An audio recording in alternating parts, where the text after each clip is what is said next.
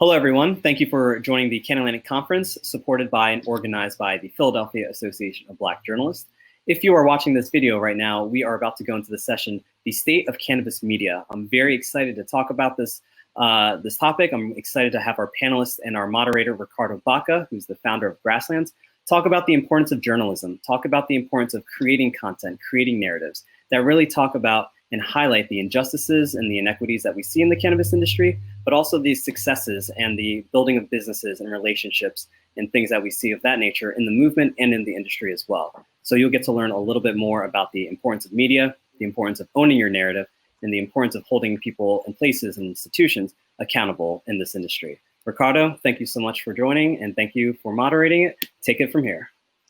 Tahid, thanks so much, man. It's great to be here at the CannAtlantic Conference. I am so appreciative for you making these conversations happen. It's really important. Too bad we're not all in Philly, but you know, times being what they are, we are here. I do want to start with some self-introductions from our esteemed panelists. And so with that, I'm going to kick it over to Mona for a quick introduction of her. Thanks, Ricardo, and thanks, Tahid, for having all of us here today. I'm Mona Zhang. I'm the state's cannabis policy reporter for POLITICO. I've been covering the cannabis beat for POLITICO for about a year, and before that I was freelancing, writing for a variety of outlets, including Forbes and The Outline and High Times, and covering cannabis policy as a freelancer. Excellent. Thank you, Mona. And maybe we'll kick it over to Mehka for an introduction over there. Sure. Hey, everybody. My name is Mehka King. I am host of the CashColorCannabis podcast. I also run CashColorCannabis.com. The outlet itself highlights the Black experience in cannabis. So we focus on Black influencers, Black-owned businesses, Black brands. And we do that conversation through politics, pop culture, and past issues such as we tackle prison reform and things like that. So I've been writing myself since 2007. I've done everything freelance-wise from Slam Magazine to Double XL, and we've been running Cash Color Cannabis now for the last 4 years, and it's been an amazing journey down here in Atlanta. Thank you, Mehka. So great having you join us from Georgia. And now, Mr. Dan Adams.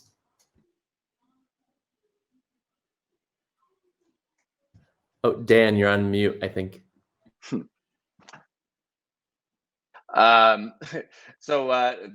Thank you, Ricardo, and thank you, Tahid, for hosting this. I'm really excited to have this important conversation. And so my name is Dan Adams, and I'm a cannabis reporter at the Boston Globe. Been doing that for about 3 years now. So I've been covering the industry and just the intersection of legalization of policy, regulation, and then also social and racial justice, which is a big part of our legalization law in Massachusetts. Right on. Well, thank you, Dan, and thank you, everybody. I am so jazzed to have this group of people together. This is obviously such an essential group. I love the geographic diversity that we have in the mix. I'm coming at you from Colorado, and just a little bit about me. I used to be a cannabis journalist, writing here in Colorado for the Denver Post. And about 4 years ago, I left journalism after 20 plus years and founded my own communications agency. That is Grasslands. We do PR and marketing for lots of brands and executives in highly regulated industries. So, but let's get moving forward because we have a lot to cover in the next half hour.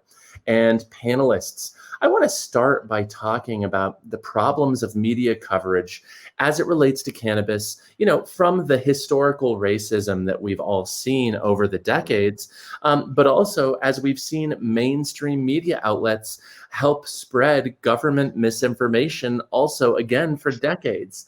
Yes. I don't know about you all, but I certainly was surprised when I started on the cannabis beat to realize that basically everything I had been taught in school, reading the newspaper, was not true as it related to cannabis. So I'd love to hear some of your perspectives on that.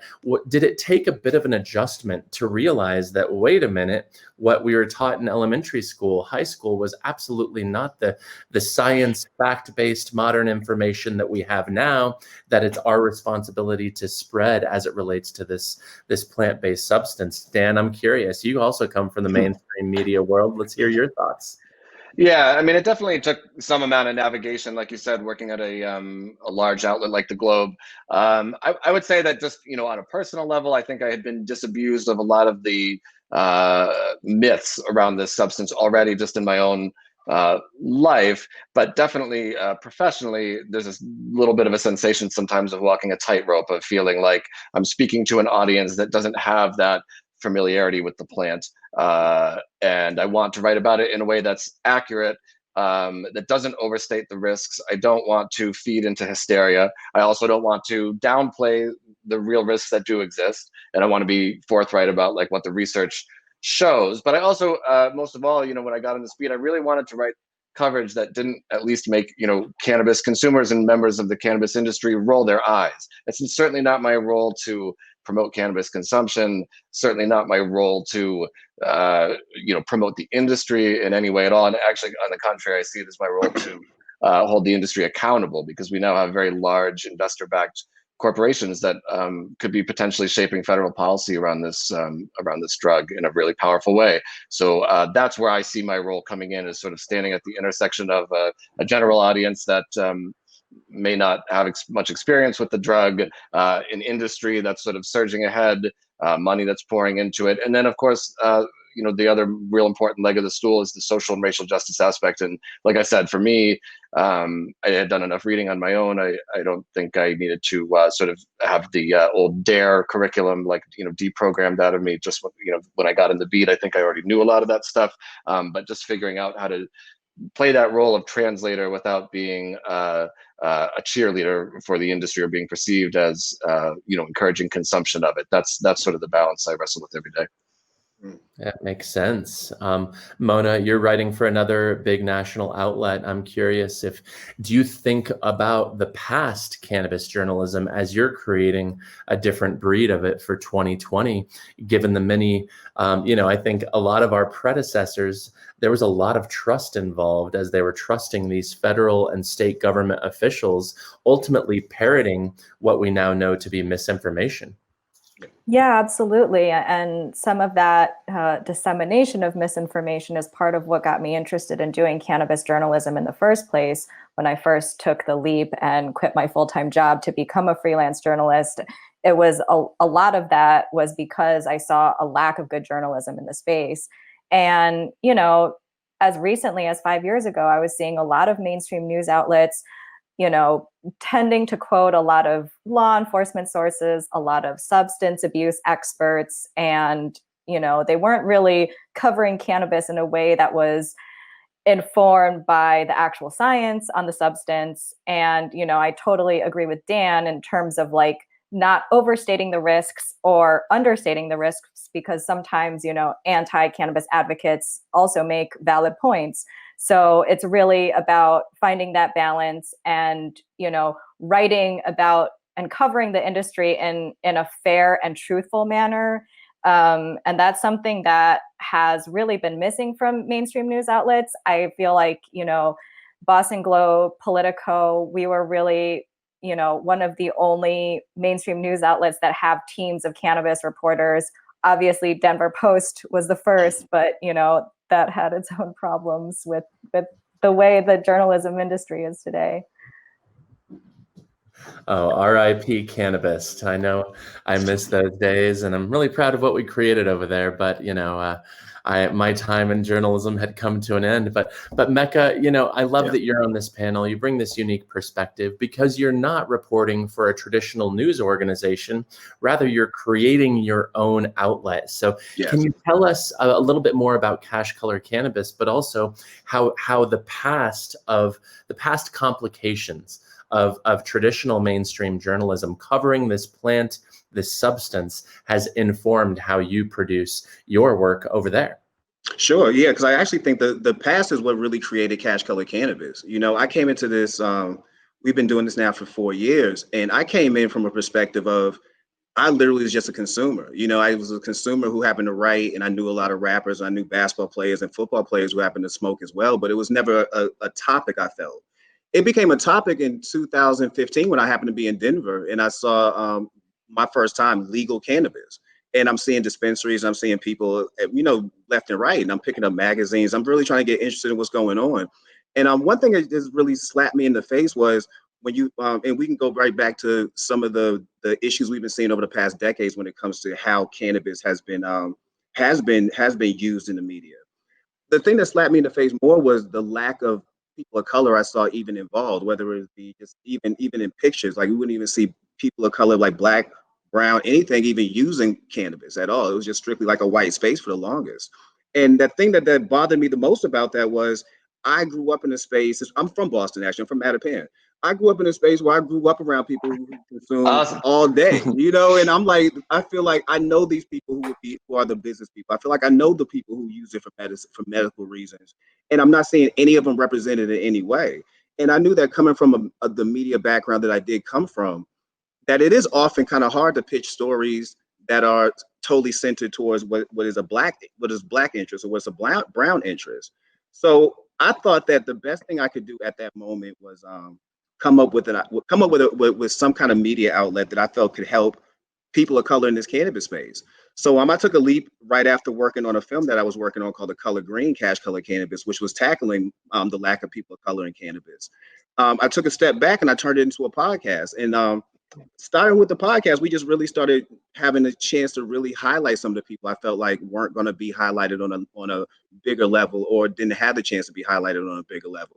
And since we began, we've had a chance to have everybody from Freeway Ricky Ross on the show to Kwanzaa Hall, who was running for mayor. He came down and spoke to us, and he actually introduced his plan to decriminalize cannabis inside of Atlanta. So we've had a chance to really, what I feel like is break down some of those barriers that have kept us and made us stigmatized in this cannabis conversation. That for some reason, when you think of black and brown consumers, you think of them either being the drug dealers on TV shows or being the consumer who just got fired from a job, and you're wishing that they just would have put down a blunt. But I've never seen us portrayed in a way where we're just actual people who use cannabis, or we're just actual people who have conversations around cannabis. I thought CashColorCannabis is the best way to present that. So some of the past issues that we can discuss right here are the reasons why I have CashColorCannabis right now, and the reason why CashColorCannabis is popular. We needed a space where it was going to look like us. And and that's no offense to any other outlets, but it's just very hard to see that kind of representation anywhere else. It's so necessary, man, and I'm so thankful that you shared that story. Dan, I wanted to really say hi to you. Boston Globe was always my dream job. Boston Globe was always my dream job. You are working my dream job right now. Mine too, man. I grew up spreading out the paper and next to my cereal before school every morning. And that's awesome that I didn't know you're from Mattapan. And I just want to say, I really think, obviously, like looking back, mainstream media has just done a horrible job covering cannabis, right? I mean, it was just talk about authority bias, right? I mean, just sort of swallowing and parroting a lot of these mistruths wholesale. And I think there's a much bigger problem in journalism. Forget cannabis for a moment, although of course, given the history of racially disproportionate arrests, it's very acute and has a very particular history in this subject. And I don't mean to downplay that, but across media, across mainstream media, we do a terrible job being inclusive of the voices that we seek out. And like you said, often it's only the story about racial justice where we seek out that more diverse set of voices. But I just wrote a story where I needed the voice of a consumer. And I found a Black queer person that I knew, to serve that role. And I think that fixing this imbalance, this lack of representation and lack of inclusion in media, it takes a two-pronged attack. It takes outlets that are dedicated, like you're doing, Mehka, which I think is great, that are specifically spaces for those voices and for those communities, and that lift them up. And that's super, super important. Also, though, at the same time, someone like me who's in a position of incredible privilege, being the cannabis reporter, like you said, the outlet, the Boston Globe, people dream to work there. I feel a huge responsibility to be intentional and inclusive in my coverage. And literally every story, we now at the Globe are actually doing source audits where we look at the diversity of people and voices that we include in our work. And that's something that I helped push for, because covering cannabis, it just became so clear to me how quickly I would lose credibility if I wrote coverage that didn't sound familiar, that didn't sound inclusive, didn't include those voices. It would be so alienating to such a huge part of my readership, to such a huge part of the cannabis community here. You can't talk about cannabis in Massachusetts without talking about like the Mattapan community, which is by a huge majority as a Black majority community. Those voices have to be there. They have to be at the table, and especially given this history of the media leaving those voices out for so long, we really need to tip the scales back the other way. Yeah, but with that said, it's not just something that's just a mainstream media issue. We've had the same problem when it comes to magazines of color and websites of color. I remember when I initially started doing CashColorCannabis, and I tried to pitch my podcast as far as just posting it on your website. Like a friend of mine who works at a very prominent hip hop blog, he told me, no, we can't discuss drugs. And I pointed out to him, he has Wiz Khalifa right now on the front page with a blunt on his mouth. And we still didn't understand the two differences here, that our conversation about cannabis is somehow still wrapped into, well, you still can't smoke it, but we can still smoke it. We're still in that space. And I feel like what we're doing now, as far as journalism, even everybody on this panel, we're pushing into a space where that's going to be eradicated very soon, I hope. Well, I think we are seeing this national, international reckoning on so many fronts. Dan, I love hearing about these source audits. I will always remember a staff meeting 15 years ago at the Denver Post where a progressive editor of ours was just telling us we have to be better. And somebody pushed back and said something along the lines of, well, Colorado is not the most diverse community. And his response was, I don't care. It's your responsibility to make sure your sources reflect the community around you, regardless of what the actual census demographics look like. And I know our friend Tauhid, who throws this event, is also passionate and outspoken about newsrooms themselves not having enough inclusivity at the table in terms of what their staffs look like. I mean, Mona, I know you've worked at a number of outlets. What is your experience with both newsroom diversity, but also source diversity? Yeah, well, newsroom diversity, I feel like, is an ongoing challenge, especially in mainstream media. And you see this reckoning with racial justice in our country, and that's really, infiltrated the discussion within newsrooms as well. And I think that, that could be a whole nother panel we could be having about that. With regards to covering cannabis and sourcing, I think that, there is some resistance, and I feel like part of that resistance historically is like people are lazy, and it might be more difficult to find a diverse set of sources for a certain story. And generally speaking, I feel like there are a lot of white men out there who want to be experts and opine on certain topics. And I think it's really important for journalists to be really thoughtful and persistent in terms of sourcing. I wrote a story several years ago about social justice and cannabis. And I remember looking at the sources, and it was mostly men and mostly white men. And I was trying really hard to get some Black people, some women to talk to me for the story. And I reached out to some advocates in the Bay Area. It was a group of Black women who had formed an advocacy coalition to sort of influence the equity legislation that was happening in Oakland at the time. And they just didn't get back to me. And I kept emailing them. They didn't reply. Mind you, they're all very busy people who have jobs and are doing a million things. And, I think persistence pays off, because I just kept emailing them and said, hey, listen, I'm writing this story. It's really important to me to have Black women sources quoted in the story. Will you please talk to me? And finally, they said, yes, thank you. Thank you for your persistence. We'll talk to you. So sometimes it can be hard to get diverse voices in your story, and you just have to keep trying, because, those sources are out there. Those experts are out there. They absolutely are. And that's a good point. Mehka, were you going to follow up on that? Oh, no, I wasn't. Okay, cool. Well, I love that all of you are professional journalists, whether it's hard news or more on the cultural side. But, a lot of the people attending this event are in the cannabis industry itself. And, we're about 2/3 of the way through this panel. I'm just curious, do any of you have any advice for them on things they can do to better get your attention, not only as it relates to DEI initiatives, but also just speaking a little bit more generally I'm sure you see a lot of garbage pitches, but Yes. what really gets your attention when you get an email and you're actually inspired to hit the reply button? Mehka, you want to maybe get us started? Sure. Actually, I got an email today. I'm not going to mention the name of the company, but it was actually in my spam folder, and I just happened to look at it because the headline was so catching to me. And then I read the body of the email, and I thought to myself, actually, I am going to post that in the morning. I'm glad I did see that. One thing you can do is work on how you're actually presenting your story. We're in a society now that really consumes things in really small passages. It's almost like how we're in high school. We were taught how to skim. It's like people just kind of skim now. So it's very important for you to have really important, really good titles that kind of stand out to a person. Get to the point real quick. That's on my end. I also feel like I would like to see people with active social media pages and active social media just channels. I like to see what you're actually doing. I'm not a big fan of going to somebody's page and just seeing one post, and you have this long press release about everything that you're doing.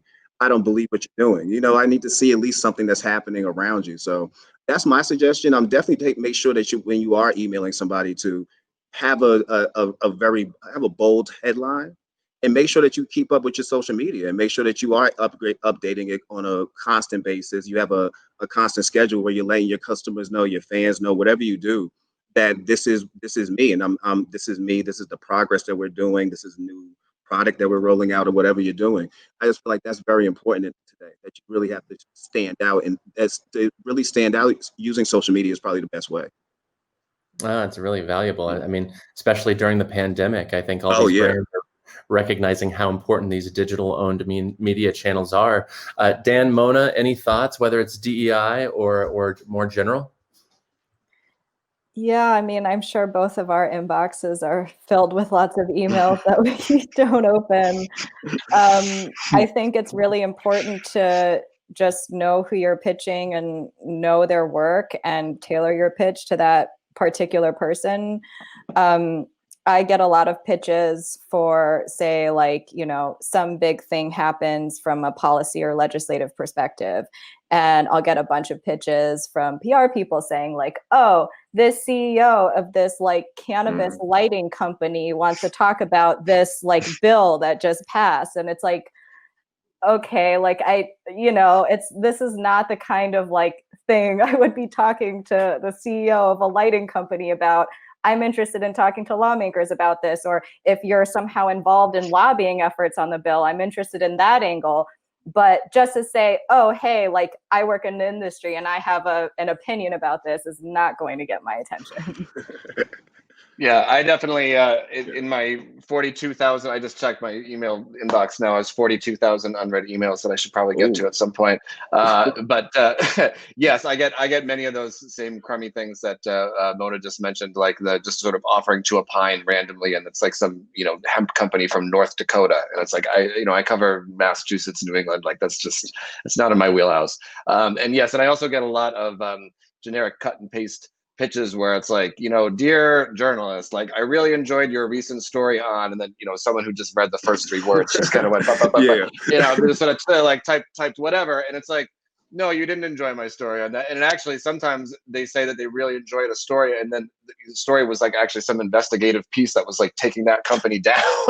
And they're like, I loved your story about this. It's like, really? I should ask your boss about that.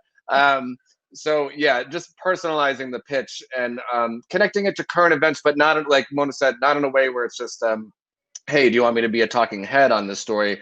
Like I would be really interested, for example, if I got an email from a Massachusetts licensee that's like operating in this market that I cover, saying like, hey, we're running into this issue where the regulations say this, but we want to do this common sense thing, and we can't. And so here's where the rules and the reality are sort of in some collision, and we're in a bind here. You know what I mean? So it's a story needs some sort of level of conflict, or at least tension, or at least something being sought, something being denied. It has to have some movement to it.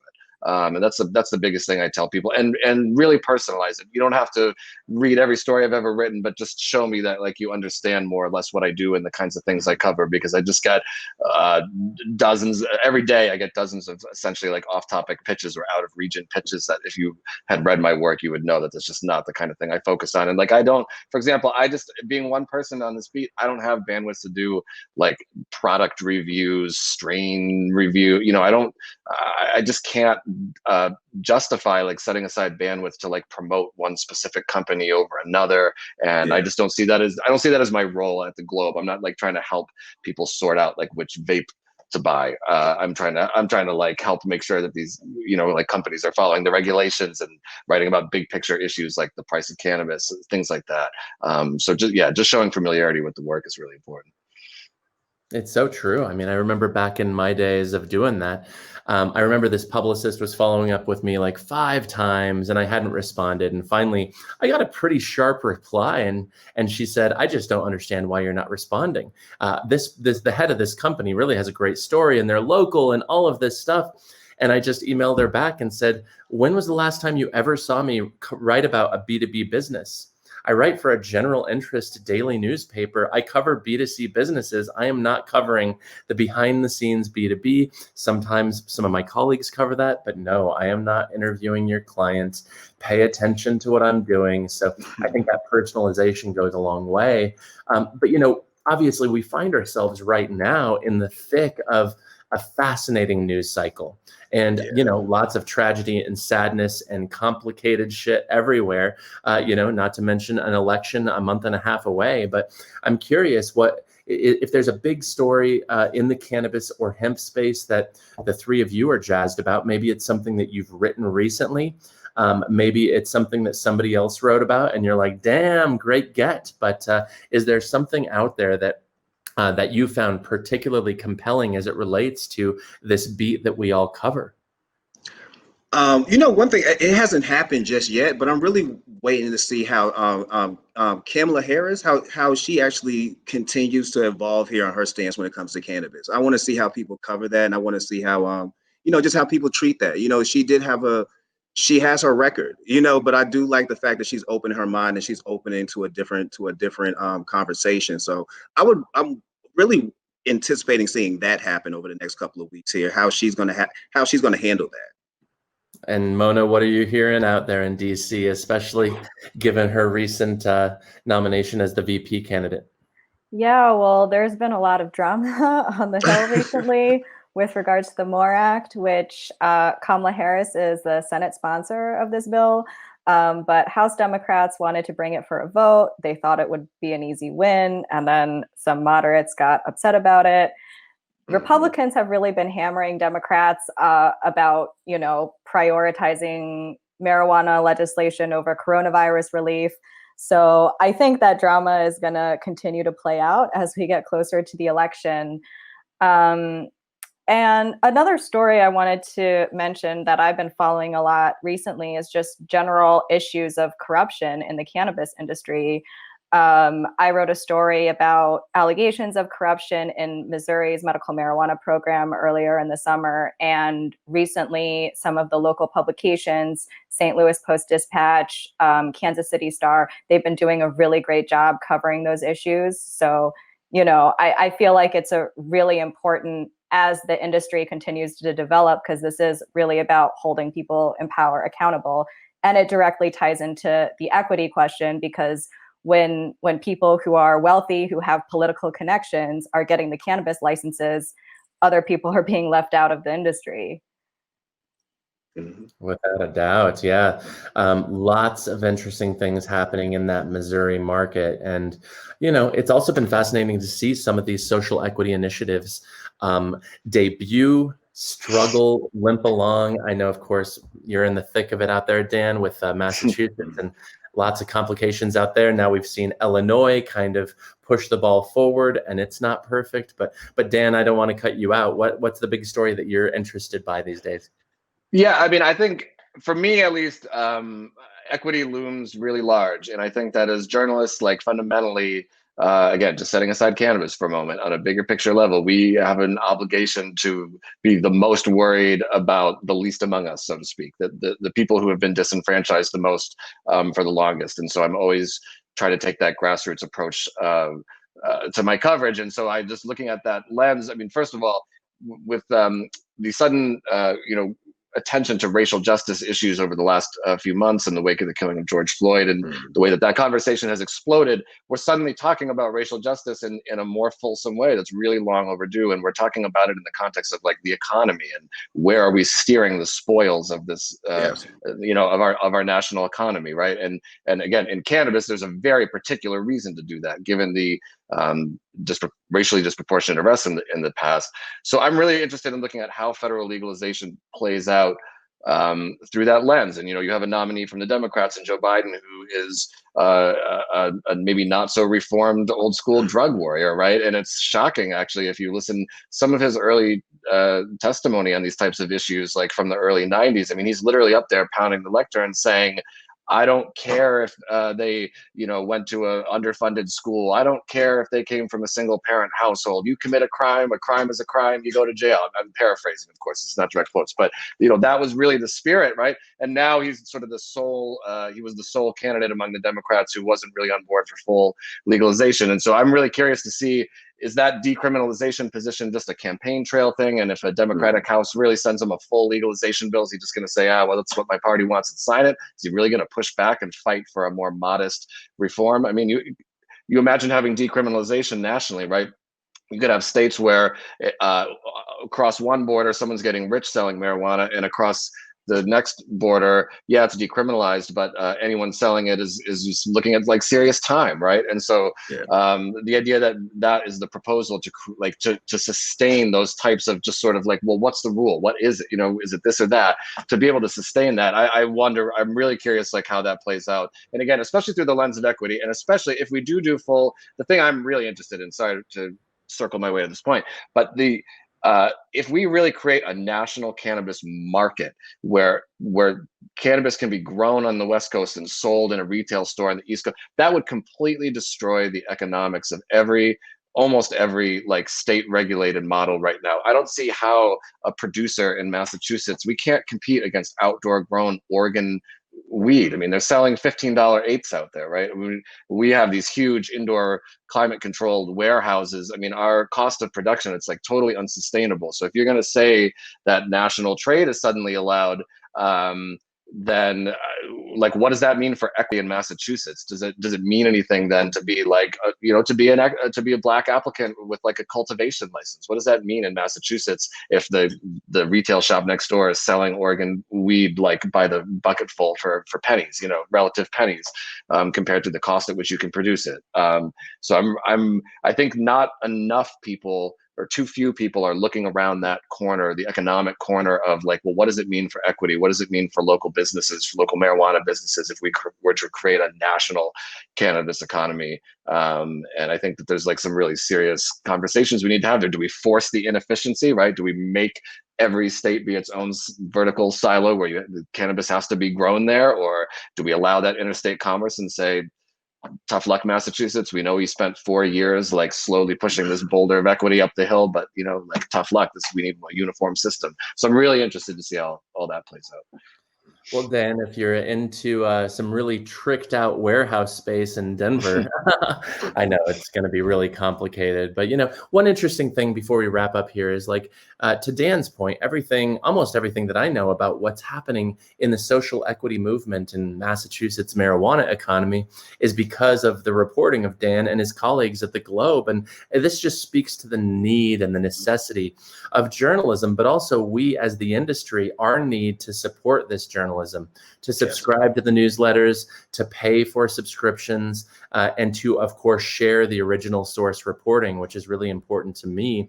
I know we're at time, but maybe we can just run through real quick and maybe give the best way that if somebody's listening, they want to reach out, they want to say hello, pass along a compliment, send you a pitch, hopefully a relevant pitch. What's the best way they can get a hold of you, whether that's a Twitter DM or an email address, starting with you, Mona?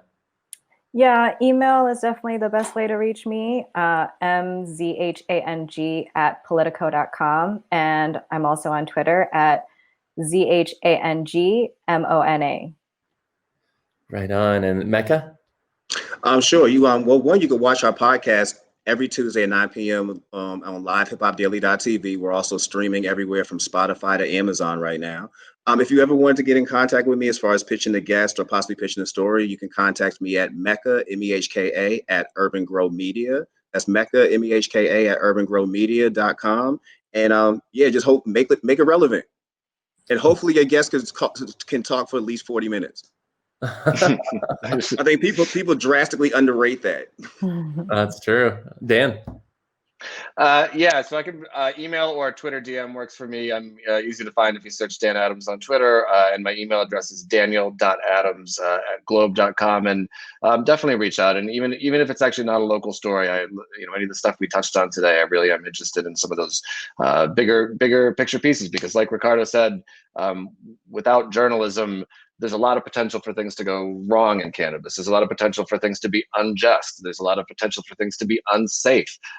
These companies and their production facilities, we need eyes on those. We need sunlight on that. We need sunlight on regulations. We need to be asking whether they're sensible or overblown. Are they really protecting some good public interest, or is it just red tape?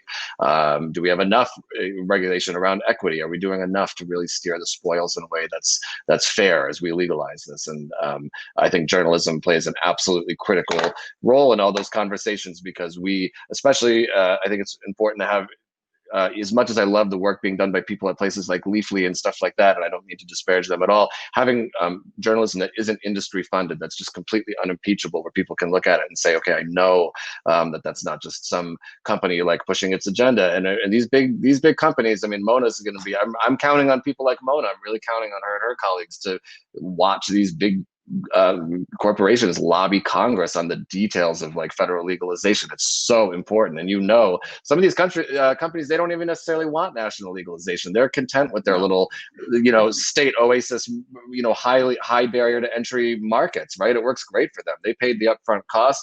They have no competition. They love that. So like, what are they lobbying for in Congress? And we absolutely need that journalism to like be keeping an eye on all that stuff, because before long, it's really going to affect what we're all seeing out our respective windows, if we ever manage to get out of our apartments without the coronavirus.